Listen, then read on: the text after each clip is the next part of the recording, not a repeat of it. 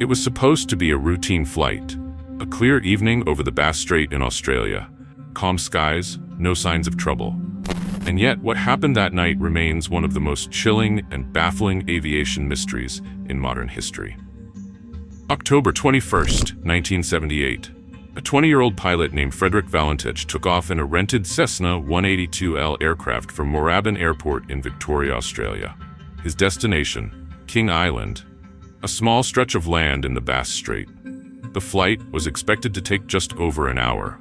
Frederick had over 150 hours of flying experience and held a Class 4 instrument rating, which allowed him to fly at night, but only in good weather. As daylight faded and evening rolled in, Frederick's small plane soared over the dark waters separating mainland Australia from King Island. But then, something strange happened. At 7:06 p.m., he radioed Melbourne Flight Service. He sounded calm, but there was something odd in his voice. He asked if there were any known aircraft in his vicinity, reporting that some unidentified object, was following him at about 1,000 feet above. Air traffic control responded that there were no known aircraft in the area. Frederick continued to describe what he was seeing. He said the object had 4 bright lights and was moving at high speed. It passed over him multiple times. He couldn't identify it. It didn't look like a conventional aircraft. Minutes passed. Then more strange details emerged. He said the object was orbiting above him and that it had a shiny, metallic surface. He also said his own engine was starting to run roughly. And then came the chilling final moments of the radio transmission. Frederick's voice became increasingly stressed. He described the object hovering and behaving erratically. He said, "It is not an aircraft." Those were his last intelligible words.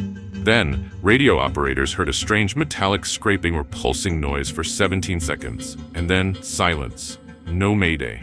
No crash coordinates. Just gone. A massive search was launched. For 4 days, the Royal Australian Air Force, the Navy, and civilian aircraft combed the waters and shores of the Bass Strait. Not a single piece of wreckage was ever found. No oil slick, no sign of the plane, and no sign of Frederick. What followed was a storm of speculation. Some believed Frederick had become disoriented and crashed into the sea. Others suggested he may have faked his own disappearance. But the most sensational theory? That he was abducted by a UFO. Why? Because of the recordings.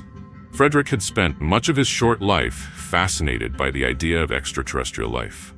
He was known to read UFO literature and had even expressed concern to his father that aliens might one day interfere with aviation. And the description he gave of the object that followed him?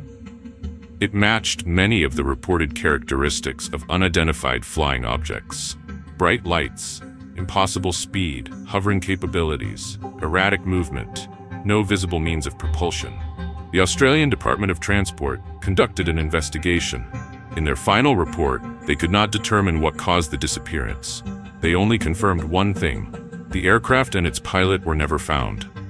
Some years later, in 2014, a UFO researcher claimed that unidentified photographs taken near Cape Otway on the day of the disappearance showed a strange object in the sky, possibly the same one Frederick had seen.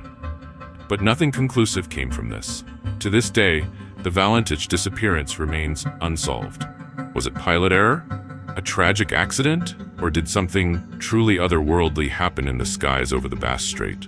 One thing is certain: Frederick Valentich's final flight left behind far more questions than answers.